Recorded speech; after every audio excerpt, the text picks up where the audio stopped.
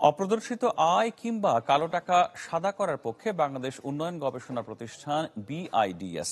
তবে সেক্ষেত্রে 15% কর বেঁধে দেওয়া কিংবা কর মওকুফের পক্ষে নয় সংস্থাটি।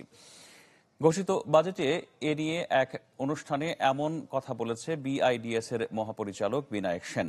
তিনি বলেছেন, নানা কারণে গ্রাহকের বৈধ আয়ও অপ্রদর্শিত থাকতে পারে, যা প্রদর্শনের সুযোগ দেয়া দরকার। আর সেই আয়ের পরিমাণের উপর ভিত্তি করেই কর বসানো যেতে পারে বলেও মন্তব্য করেছেন তিনি। অনুষ্ঠানে মূল্যস্ফীতি নিয়ন্ত্রণে আর্থিক খাতের সংস্কারের গুরুত্ব তুলে ধরেন বক্তারা। তারা বলেছেন, রিজার্ভ সংকট কাটাতে শুধু আইএমএফ এর উপর নির্ভরতা কমিয়ে বাড়াতে হবে দ্বিপাক্ষিক ঋণ। কারো কারো হয়তো অপ্রদর্শিত আয়, সেটা সে গ্যাম্বলিং করে সে উপার্জন করেছে, সে এখন সুযোগ পাচ্ছে সে এটা প্রদর্শন করার।